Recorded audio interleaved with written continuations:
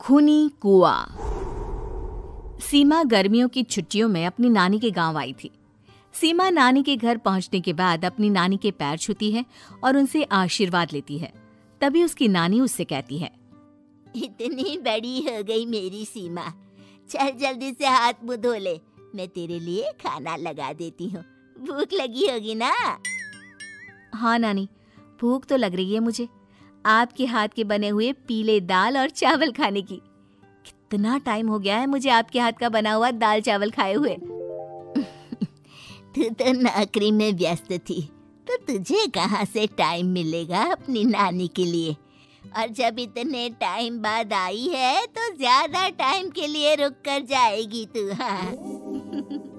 हाँ नानी, इस बार पूरे 2 महीने के लिए आई हूँ। सीमा की नानी अंदर जाकर उसके लिए खाना बनाने लगती है। सीमा कमरे में अकेली होती है, तभी उसे किसी औरत के रोने की आवाज सुनाई देती है। वो कभी खिड़की से बाहर झांकती है तो कभी दरवाजे से बाहर झांकती है। उसे समझ में नहीं आ रहा होता है कि आखिर रो कौन रहा है। तभी नानी खाना लेकर आ जाती है। वो अपनी नानी से कहती है, नानी, कोई औरत रो रही है क्या? मैं जब से यहाँ आई हूँ तब से मुझे यहाँ किसी औरत की रोने की आवाज आ रही है। हे भगवान, कहीं ये वही तो नहीं? बोलो ना नानी। अरे कोई नहीं रो रहा, ये तेरे मन का वहम है। और तू ना अब खाना खा ले, ज्यादा यहाँ वहाँ की बातों में ध्यान मत दिया कर। जल्दी से खाना खा और फिर मेरे साथ आ जा मेरे कमरे में, दोनों बैठकर खूब सारी बातें करेंगे। ऐसे ही अगले दिन सीमा अपनी नानी के साथ गांव के बाजार जा रही होती है। उसी रास्ते में फिर से किसी औरत के रोने की आवाज आती है। वो अपनी नानी से कहती है,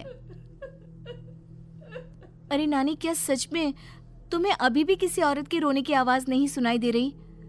मुझे किसी औरत की बहुत बुरी तरीके से रोने और चीखने की आवाजें आ रही है। मैं बहुत परेशान हूँ नानी, आखिर ये कौन है?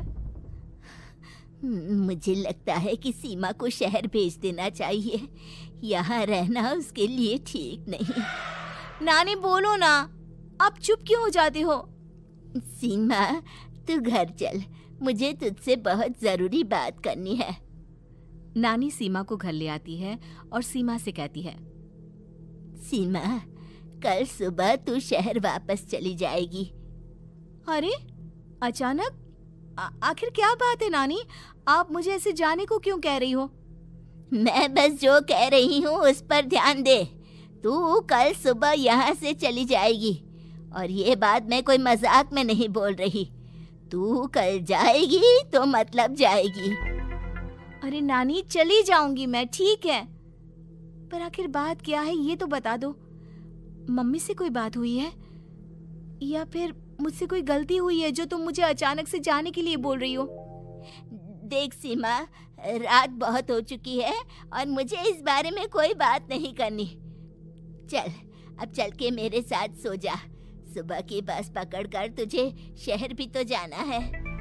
सीमा को अपनी नानी का ऐसा व्यवहार देखकर बहुत ही अजीब लगता है। उसे कुछ समझ में नहीं आ रहा होता है कि आखिर उसकी नानी उसे अचानक से गांव छोड़कर जाने के लिए क्यों कह रही है। ये सारी बातें सोचते सोचते सीमा की आंख लग जाती है और वो अपनी नानी के साथ सो जाती है। ऐसे ही आधी रात को सीमा को फिर से किसी औरत की रोने की आवाज सुनाई देती है। वो उस औरत की आवाज सुनकर बार बार करवटें बदल रही होती है और तभी उसे सपने में भी एक अजीब सी औरत की परछाई दिखाई देती है, जो इतना चीख चीख कर रो रही होती है कि सीमा डरकर उठ जाती है। वो पूरे पसीने पसीने हो रही होती है। वो अपने आसपास देखती है तो घर में बिल्कुल शांति का माहौल होता है। सीमा घबरा जाती है। वो अपनी नानी को जगाने की कोशिश करती है, मगर उसकी नानी नहीं जगती।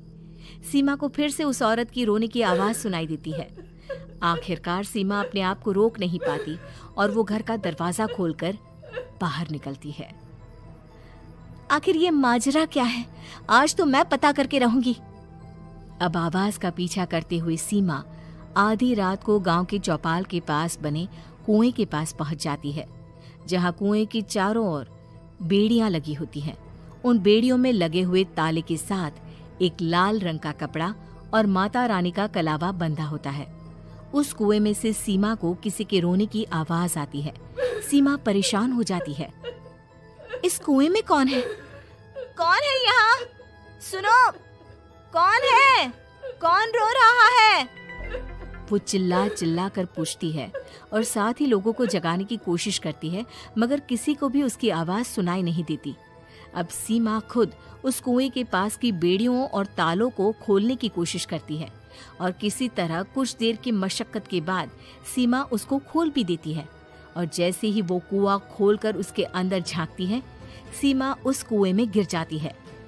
इतने में उसकी नानी की नींद भी खुल जाती है और सीमा को पास ना देखकर नानी परेशान हो जाती है।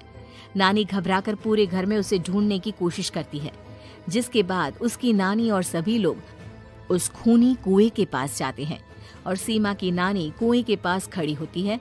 सभी गांव वालों और सीमा की नानी को सीमा के चिल्लाने की आवाज आती है।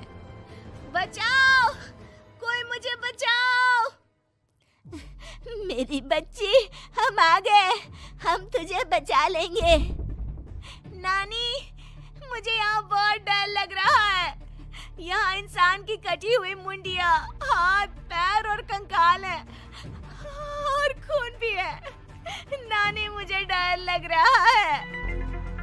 आप सब मेरी मदद कीजिए, नहीं तो ये खूनी कुआं मेरी बच्ची को भी खा जाएगा।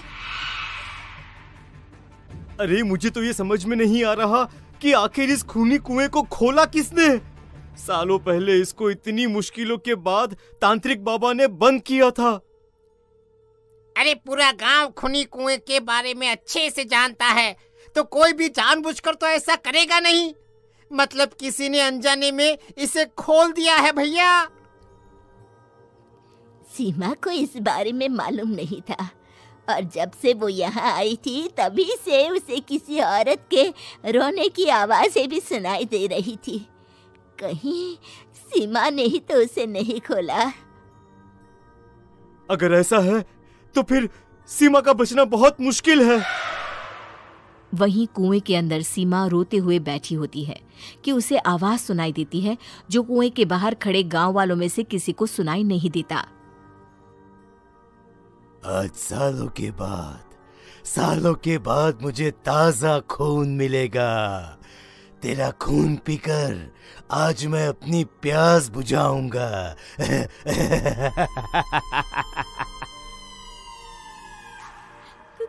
कौन है? मत मारो प्लीज, मुझे जाने दो प्लीज। मैंने किसी का क्या बिगाड़ा है? वो तुझे मरने के बाद पता चल ही जाएगा। जितने में गांव वाले और सीमा की नानी कुछ सोच पाते, उतने में उन्हें सीमा के चिल्लाने की आवाज आती है और अगले ही पल सब शांत हो जाता है। क्या हुआ? सीमा, मेरी बेटी। माफ करना बहन, लेकिन अब सीमा वापस नहीं आएगी। हमें एक बार फिर से कुएं को बंद करना होगा। गांव वाले तभी तांत्रिक को बुला कर लाते हैं। एक बार फिर अपनी शक्ति से तांत्रिक बाबा उस कुएं को हमेशा हमेशा के लिए बंद कर देते हैं और वहां एक बोर्ड लगा दिया जाता है कि यहाँ आना मना है।